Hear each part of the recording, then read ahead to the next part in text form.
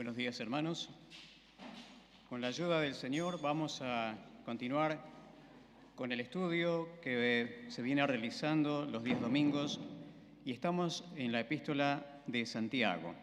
Pero antes de continuar, les pido que seamos tan amables, por favor, de buscar en la primera epístola del apóstol Pablo a los tesalonicenses.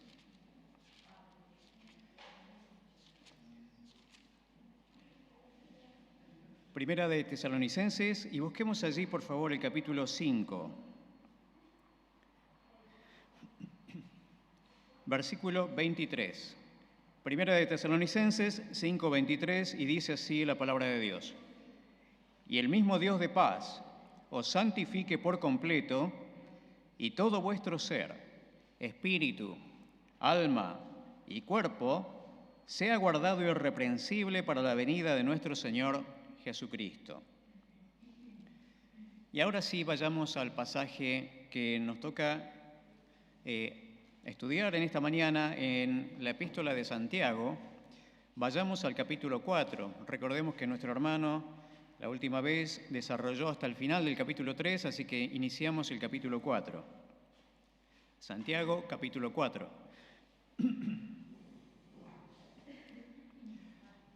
Dice así la palabra de Dios. ¿De dónde vienen las guerras y los pleitos entre vosotros? ¿No es de vuestras pasiones las cuales combaten en vuestros miembros? Codiciáis y no tenéis, matáis y ardéis de envidia, y no podéis alcanzar, combatís y lucháis, pero no tenéis lo que deseáis, porque no pedís. Pedís y no recibís, porque pedís mal para gastar en vuestros deleites.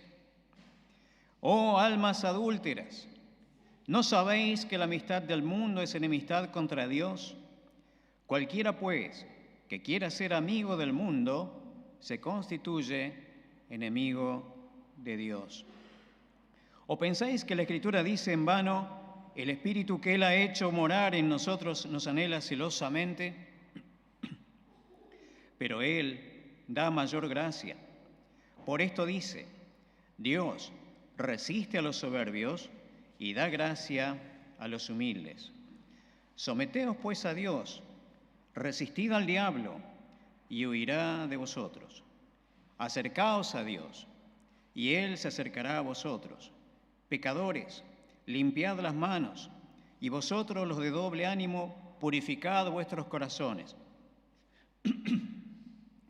Afligíos y lamentad y llorad. Vuestra risa se convierta en lloro y vuestro gozo en tristeza.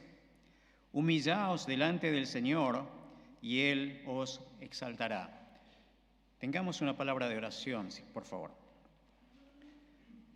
Nuestro Dios y Padre, te damos gracias porque en esta mañana tenemos la libertad de poder abrir las puertas de este local. Gracias, Señor, porque tenemos todavía esta posibilidad en nuestro país. Gracias, Padre, porque tenemos la dicha de poder compartir la comunión entre nosotros. Y en esta mañana, Padre, nos disponemos a acercarnos con reverencia a tu palabra. Y te suplicamos, Señor, que tu Espíritu aplique tu palabra a nuestro entendimiento, a nuestro corazón, y tú nos hables. Que tengamos un corazón receptivo.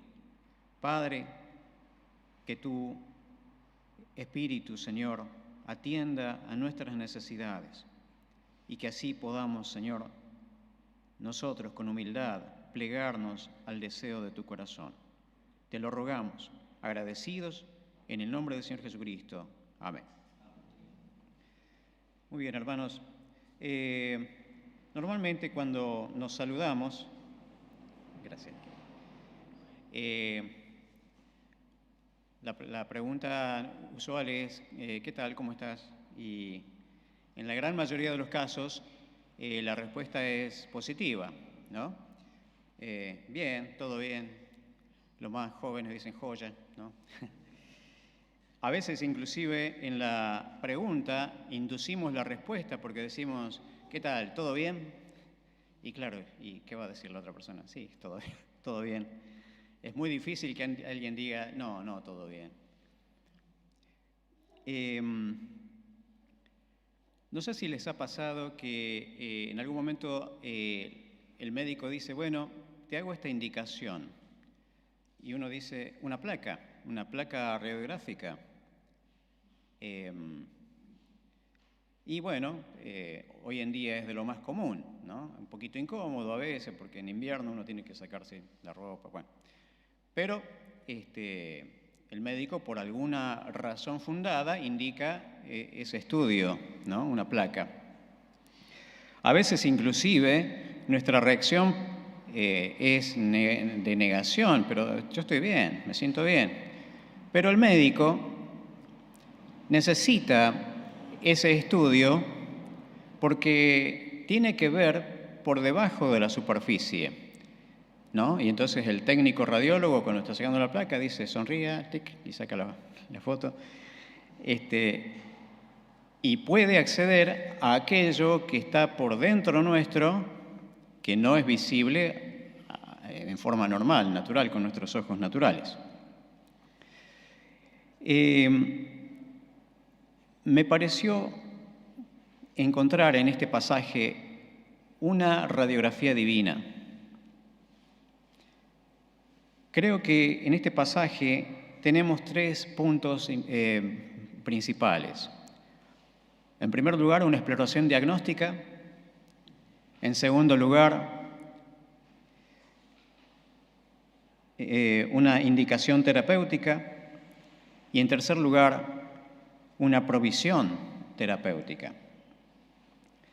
Decíamos, bueno, uno dice, bien, todo bien, pero cuando Dios ejercita esta mirada exploratoria, penetra por debajo de la superficie y lo que encuentra son conflictos, luchas, pleitos. Si somos honestos delante del Señor, tenemos que decir amén. Esta es parte de nuestra realidad. Y entonces ya comienza la mirada exploratoria de Dios y ni bien traspasa la piel superficial de nuestro ser, encuentra en nuestra experiencia cotidiana eso. Luchas, peleas, discusiones. A veces sucede con nuestro alrededor. Un hermano decía, qué lindo sería permanecer el domingo todo el tiempo, en la iglesia, que esta sea nuestra vida permanente, ¿no? Pero otro hermano decía, a veces el lunes es como descender del Sinaí. Estuvimos en la presencia del Señor el domingo, pero el lunes tenemos que afrontar nuestra vida cotidiana, el trabajo, los estudios, los compañeros, los vecinos. Y allí se producen estas situaciones de conflicto, de pelea. Nos sorprendemos a veces cuando caemos en la cuenta de qué estoy haciendo. Estoy peleando, estoy discutiendo, estoy guerreando con las personas. A veces no sucede solo en la sociedad, a veces sucede dentro de la iglesia. Evidentemente no será a puño limpio, pero tal vez las peleas, los celos, las contiendas son en forma un poquito más velada, más disimulada. A veces inclusive sucede dentro de la familia, las peleas, las discusiones. Retrocedamos. El saludo habitual, ¿cómo estás, hermano, hermana? Bien, decimos.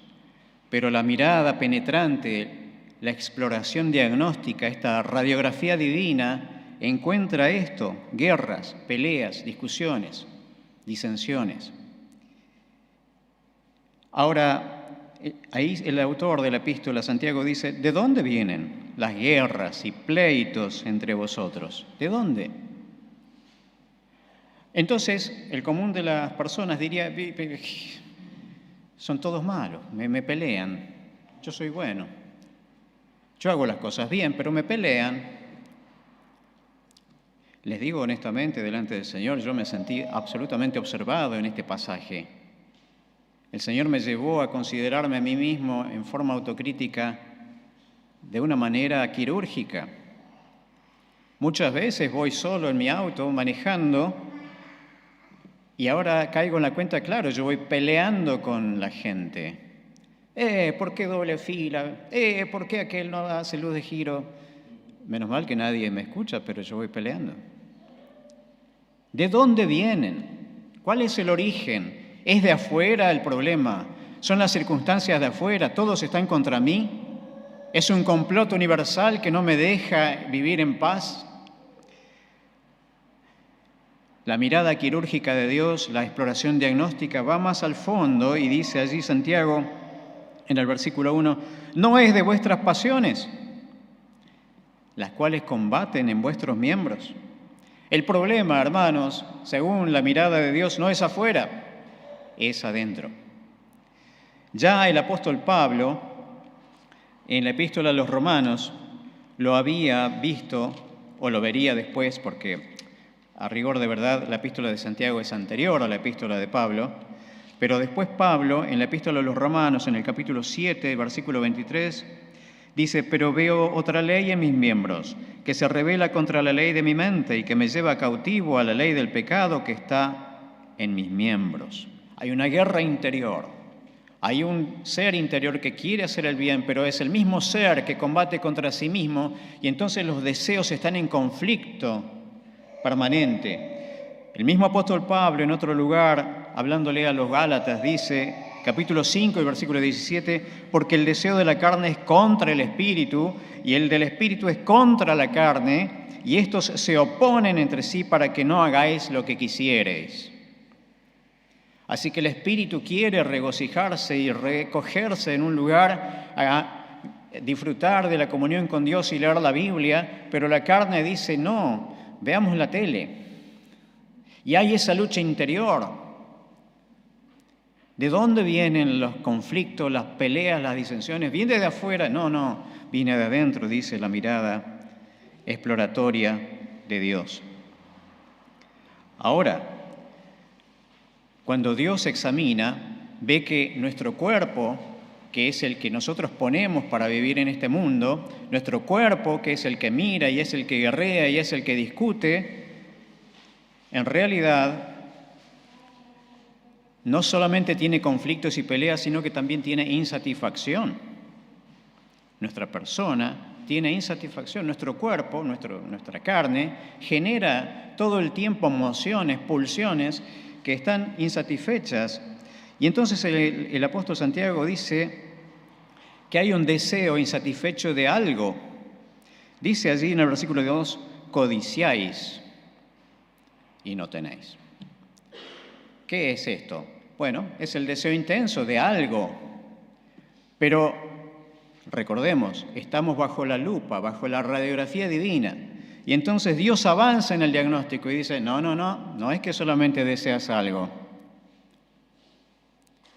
Deseas algo de otro.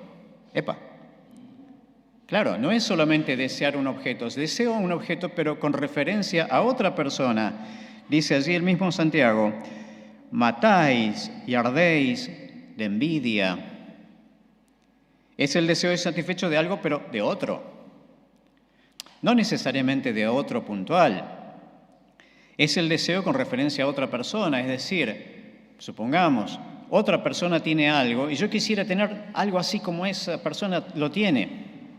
Entonces ya no es el deseo solamente de algo, sino es el deseo de algo pero con relación a otra persona. Por eso la envidia.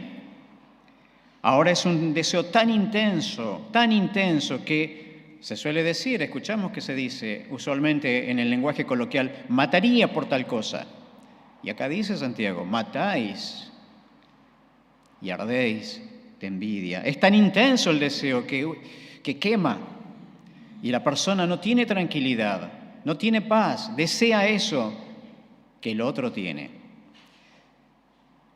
Y entonces, la mirada exploratoria de Dios, esta exploración diagnóstica, esta radiografía divina, encuentra que la persona no está pasiva ante esta situación. Está allí, víctima de la ansiedad de lo que desea, y algo tiene que hacer. Entonces hay un esfuerzo insatisfecho por algo. Dice Santiago, combatís y lucháis. Claro, no es que está quietito deseando, no es un deseante pasivo. Hace algo al respecto.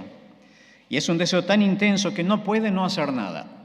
Entonces se pone manos a la obra, toma las cosas por su cuenta y empieza a hacer algo con respecto a eso. ¿Y sabe lo que sucede, hermanos? Produce conflicto. Producimos conflicto. En el deseo de hacer algo al respecto de aquello que deseo, produzco conflicto. Ese es el camino natural. Ese es el camino ineludible cuando tomamos las cosas por nuestra cuenta y entonces, víctima de nuestro deseo natural y carnal, hacemos algo al respecto y el resultado es producir un conflicto.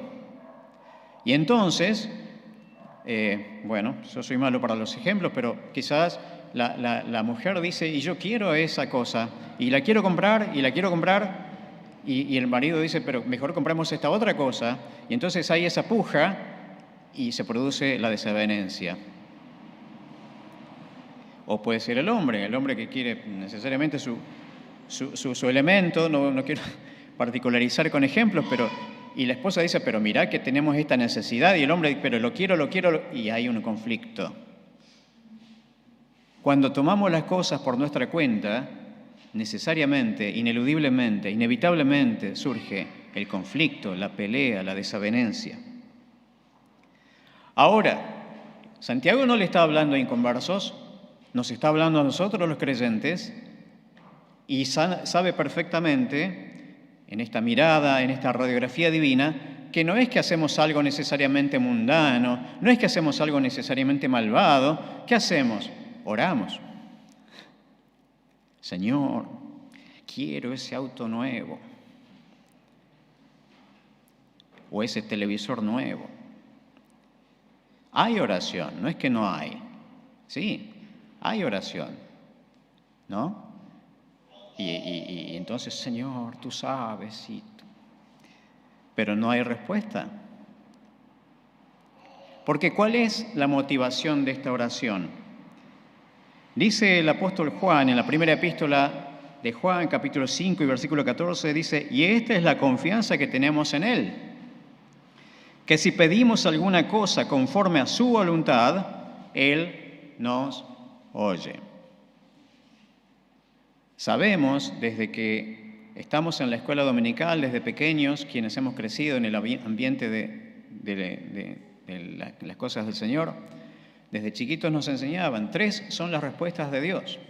Sí, y entonces Dios nos da lo que pedimos. Espera, y entonces Dios nos deja en espera. O no. Y acá Santiago plantea esta situación en el versículo 3, dice, pedís y no recibís, porque pedís mal para gastar en vuestros deleites. A veces, cuando formulamos nuestra lista de oración, tendríamos que tener tal vez una mirada crítica o autocrítica de cuáles son nuestros pedidos de oración. No lo digo necesariamente acá en la congregación, pero en nuestra lista de oración personal, cuando yo me acerco a Dios en oración a pedir, lo que voy a pedir obedece a la voluntad de Dios, porque dice allí Juan que si pedimos alguna cosa conforme a su voluntad, Él nos oye. ¿Cuál es la motivación de mi oración? Y entonces tal vez encontremos la respuesta a la negativa, a la denegación de la respuesta.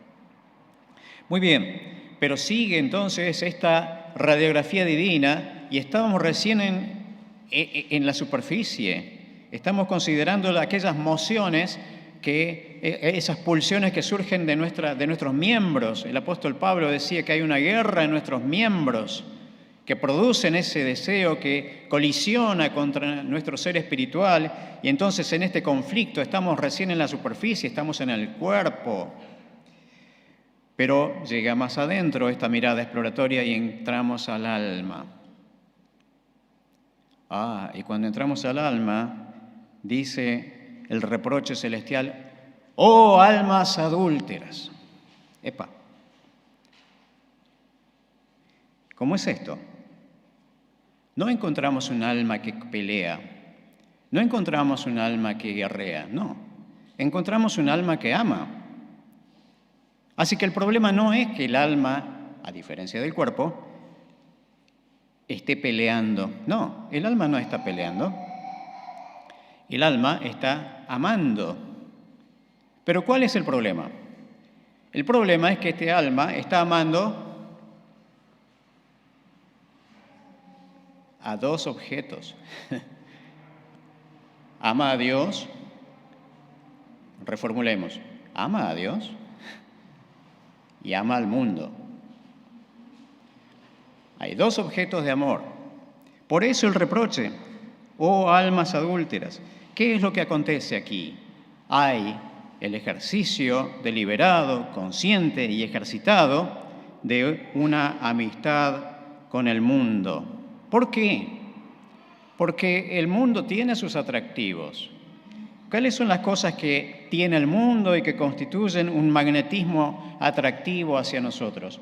Bueno, según lo que nos dice el apóstol Juan en la primera epístola, capítulo 2, en versículos 15 y 16, el mundo tiene actividades, cosas que nos gustaría hacer como ellos lo hacen. Entonces quisiera hacer como hace el mundo, y estos son los deseos de la carne.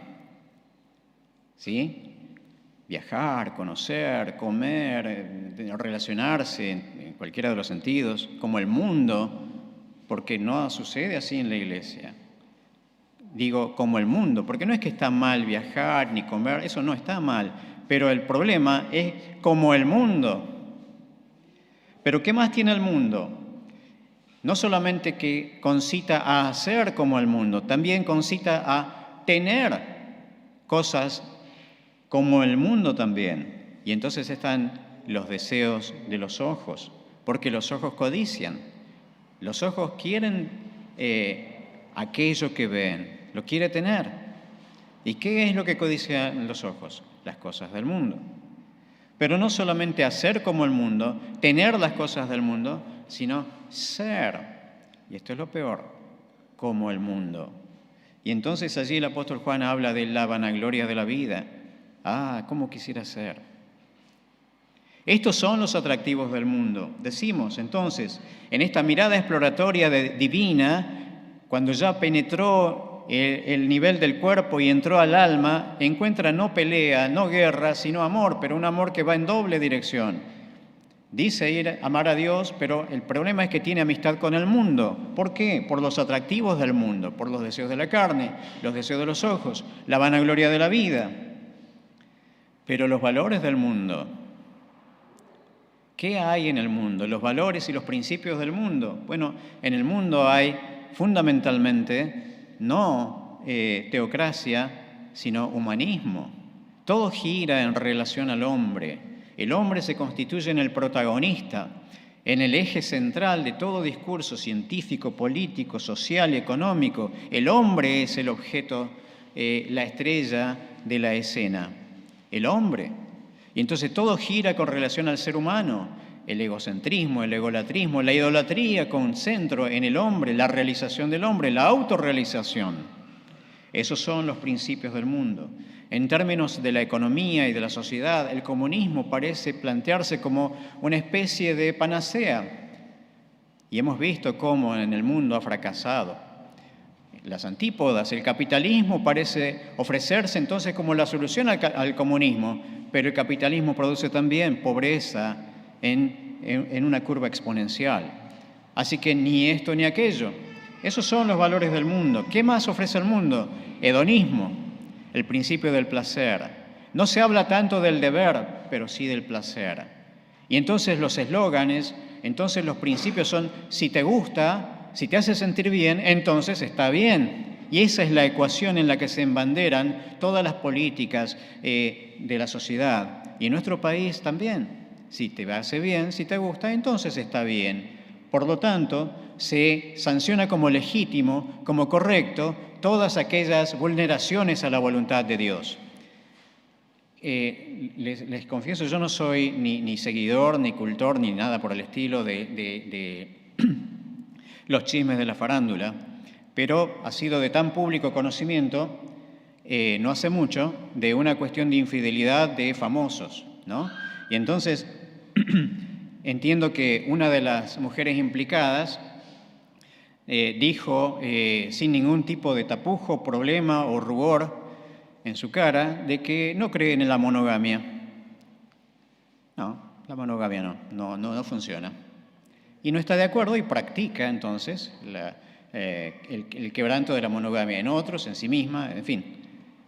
Y esos son los valores que penetran por medio de la sociedad y de la cultura en nuestros hogares. Uno no estaría dispuesto a recibir a una persona en la puerta de la casa para que nos venga a plantear abiertamente esta filosofía, pero penetra igualmente por medio de la televisión, por medio del celular, por medio de las pantallas, por las redes sociales, penetra.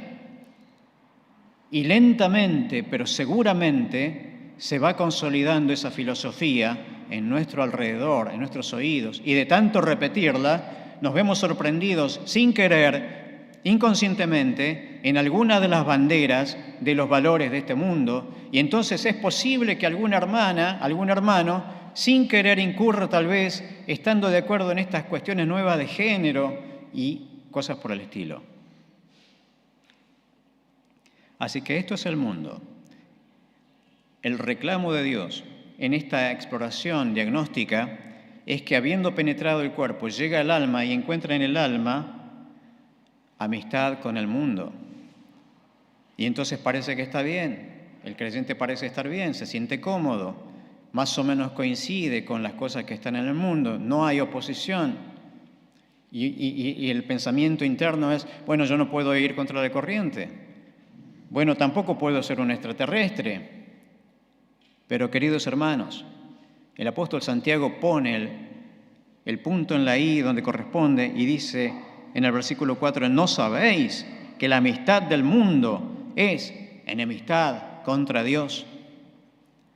Queridos hermanos, en esta mirada penetrante de Santiago, la pregunta inquisitiva, directa e incómoda es, hermano, hermana, Osvaldo, ¿no estás siendo acaso encontrado enemigo de Dios? No hay tintas medias en la mirada divina. Ser amigo de uno significa ser enemigo del otro, y no hay tintas medias.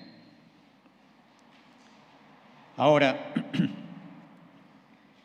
decíamos que en este diagnóstico del alma hay conflictos, hay peleas, pero el problema es que hay dos almas dentro de la persona, y ese es el gran núcleo del problema. Hay dos almas. Eso es lo que significa doble ánimo. Allí, cuando leemos en el versículo 8, dice, pecadores, limpiad las manos y vosotros los de doble ánimo. Doble ánimo, en el original, la palabra en griego, bueno, la he buscado en los diccionarios, es dipsukos o dipsikos. Psico, psiche, significa alma, y dip significa dos. Dos almas coexistiendo dentro de uno mismo. Un alma para Dios, otra alma para el mundo. Un ánimo para Dios y otro ánimo en paralelo de igual valor para el mundo. Este es el problema, doble alma, doble ánimo. A veces para allá, a veces para acá. El domingo para allá, el lunes para acá. Tenemos que admitir que este pasaje es un pasaje incisivo para nuestra comodidad. El apóstol Santiago, en esta misma epístola, en el capítulo 1, dice allí en el versículo 8, el hombre de doble ánimo es inconstante en todos sus caminos.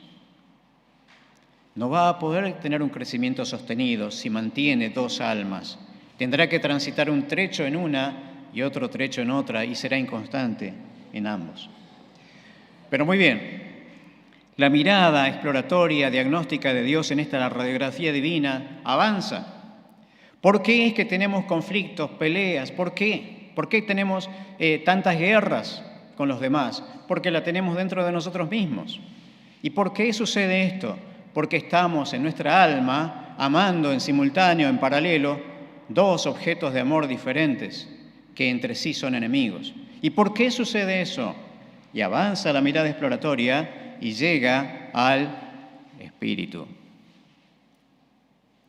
Y cuando llega al Espíritu, hermanos, allí da la mirada certera de Dios en el centro del problema. Y el problema es que no se encuentra lejos de Dios. Allí dice en el versículo 8, acercaos a Dios. Claro, ese es el problema, que estamos lejos de Dios. Si estamos lejos de Dios, sucede esto. Pero ¿qué más sucede? Rebelión, rebeldía. Dice en el versículo 5, ¿o pensáis que la Escritura dice en vano, el Espíritu que Él ha hecho morar en nosotros nos anhela celosamente? Cuando dice así el apóstol, está diciendo, pero la Biblia lo dice. ¿Veis que la Biblia lo dice? Pero no le das importancia. Haces caso omiso a lo que dice la Biblia. Eso es lo que significa el sentido de esta primera parte del versículo. ¿O pensáis que la Escritura dice en vano? Claro, sabemos que lo dice, pero no lo consideramos. ¿Y qué más dice? El Espíritu que Él ha hecho morar en nosotros nos anhela celosamente. ¿Qué está haciendo acá Santiago? Está haciendo un paralelo. Está diciendo, muy bien, así como vos anhelás mucho las cosas del mundo, así el Espíritu te anhela a vos. Estamos ya en la mirada profunda de la exploración diagnóstica de Dios. Está yendo al hueso, como se suele decir. Estamos en el nivel del Espíritu. ¿Qué acontece? Estamos alejados. Hay un alejamiento de Dios, no una cercanía. Hay rebeldía contra Dios. Pero también, lo peor, hay soberbia. Dice en el versículo 5, lo que acabamos de leer, haciendo caso omiso de la palabra, pero,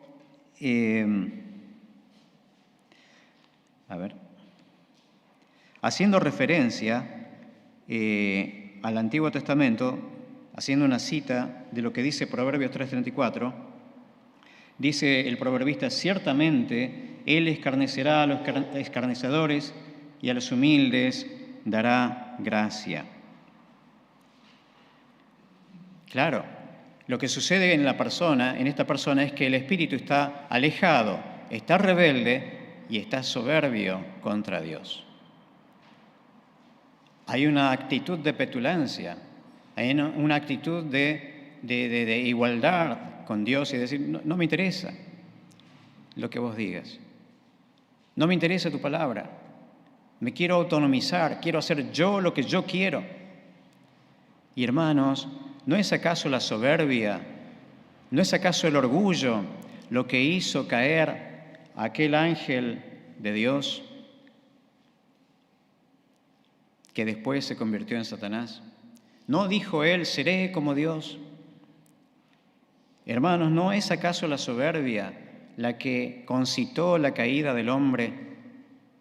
La tentación decía, seréis como Dios, e incurrieron Adán y Eva.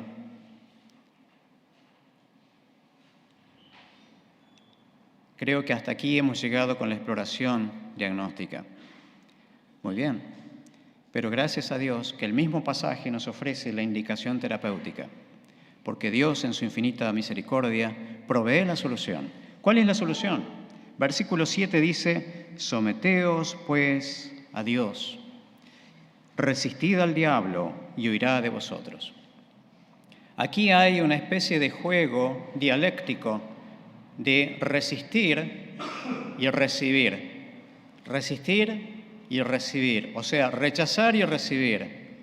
Y entonces lo que está viendo iterativamente en la persona es que a veces rechaza a uno y recibe al otro y viceversa.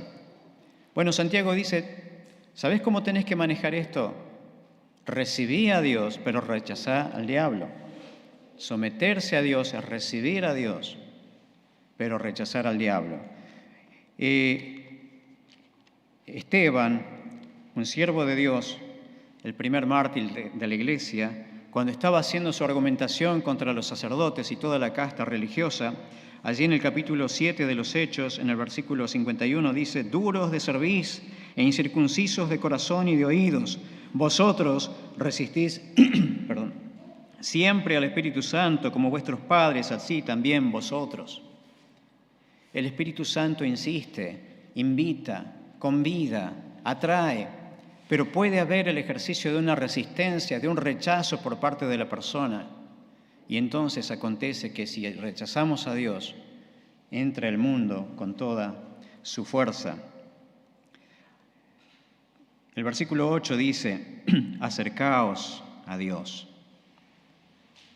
Si estamos lejos, la indicación terapéutica, acercarse a Dios. Esta mañana leía Daniel en el libro de la Epístola a los Hebreos. En la misma Epístola a los Hebreos, la invitación es: acercaos confiadamente al trono de su gracia para hallar socorro. Otra indicación terapéutica allí también en el versículo 8 es limpiar las manos. ¿Qué significa limpiar las manos?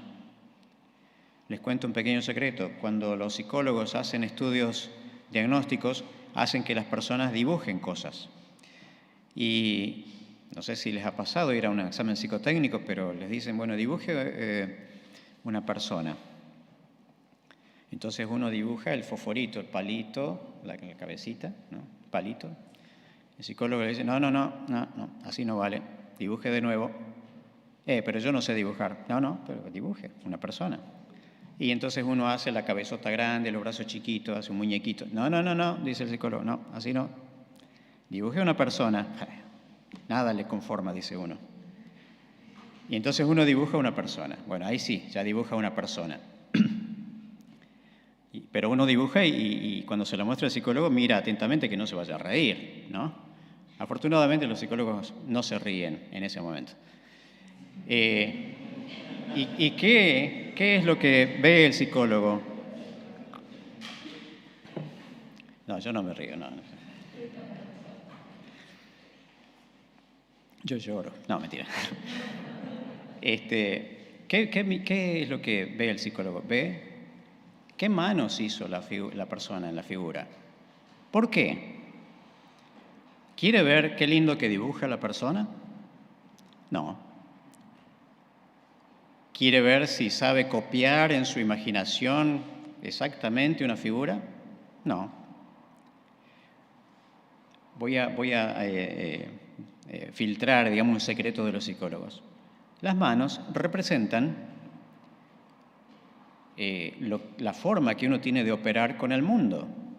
Entonces, la manera en que uno dibuja las manos de una persona, de una figura humana, sin querer a la persona, sin saber, está plasmando en el papel de qué forma opera con el mundo, de qué forma obra. Esto es lo que dice Santiago: limpiad las manos, limpiar las obras. Esta es la indicación terapéutica. Dejar de resistir a Dios, someterse a Dios, en cambio resistir al diablo, acercarse a Dios, limpiar las manos, y dice purificar el corazón. Así dice: y vosotros, los de doble ánimo, purificad vuestros corazones. Ya no más dos, uno solo, una sola alma para Dios. ¿Qué más dice? Versículo 9: afligíos y lamentad y llorad, vuestra risa se convierte en lloro y vuestro gozo en tristeza. ¿Está Dios pidiendo plañideras? Qué palabra vieja, ¿no? Plañidera era una mujer contratada para llorar en los entierros, ¿no? Cuanto más plañideras había, esa persona tenía más capacidad, más prestigio económico. ¿Está Dios pidiendo que seamos llorones? No. Dios está pidiendo arrepentimiento. Arrepentimiento.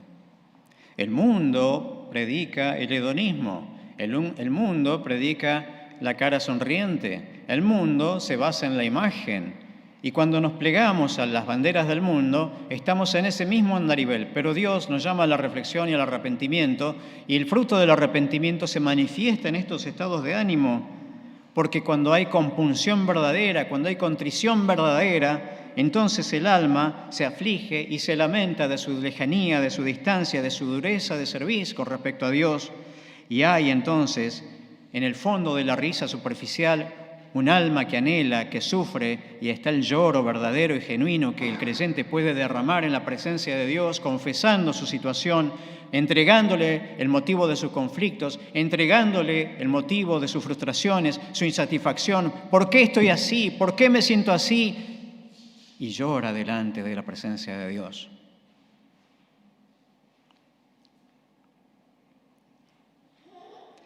Y finalmente, ¿qué es lo que acontece? ¿Cuál es la indicación terapéutica? Versículo 10. Humillaos delante del Señor y Él os exaltará. Aquella primera emoción, aquel primer motivo, el móvil de toda la acción, que era brillar, que era lucirse, que era sobresalir, que era la vindicación del yo, del ego, no era por el camino del mundo, era por el camino de Dios. Humillaos y Él os exaltará. Muy bien. Cuando el médico dice, muy bien, tenés esta situación, este es el diagnóstico, te voy a hacer la prescripción médica. Y entonces nos hace la receta y ahí está el medicamento que solo el médico entiende, porque vieron que la letra del médico es letra de médico, ¿no? Luquitas tenía antes una linda letra, ahora ya no la entiendo. Y vamos a la farmacia y dice, muy bien, está bien, son 6.000 pesos. Pero es un frasquito de 6.000 pesos. ¿Cómo hago? Bueno, Dios no nos da la indicación terapéutica y nos libera a nuestra suerte. También nos hace la provisión divina. Versículo 6 dice, pero Él da mayor gracia. Queridos hermanos, la gracia no finaliza en la salvación. La gracia no es solamente habernos dado el regalo de la salvación y después quedamos librados a la intemperie de este mundo. La gracia es la forma en que Dios tiene para tratar con la humanidad que Él redime y que Él invita para salvación. La gracia es el camino que Dios ha elegido. La gracia continúa su tarea aún después de nosotros haber recibido al Señor Jesucristo como nuestro Salvador y nos ayuda no solo en la salvación, sino también en la santificación y provee a nuestras necesidades. Y dice, pero Él da mayor gracia. Y debemos apelar a esa gracia. ¿Qué es gracia? Bueno, gracia, queridos hermanos, es lo que Él da cuando hay esa humillación delante de Dios. Cuando deponemos nuestra actitud soberbia y arrogante y entonces nos humillamos bajo la poderosa mano de Dios, como dice el apóstol Pedro, para que Él nos exalte cuando fuere tiempo. Y entonces en esa gracia nos da el deseo y la habilidad de hacer la voluntad de Dios. Una persona arrogante contra Dios sufrirá su propia suerte. Es lo que pasó con Faraón en Egipto. Se erigió como alguien soberbio contra Dios. Gran error, gran error. Y contra Dios él siguió su propio camino. Dios le había estado indicando una y otra vez que se humille delante de Dios por medio de Moisés. Pero él rechazaba a Dios insistentemente y se endureció su corazón y terminó padeciendo su propia suerte. En cambio, la humillación delante de Dios produce que Él nos exalte cuando fuere tiempo. Es la gracia. Así que, hermanos, para concluir, encontramos que en nuestra vida de oración Dios a veces dice no. Es momento entonces para revisar cuál es la motivación de nuestra oración. Es momento para encontrar qué son las prioridades de nuestra mente, de nuestro corazón.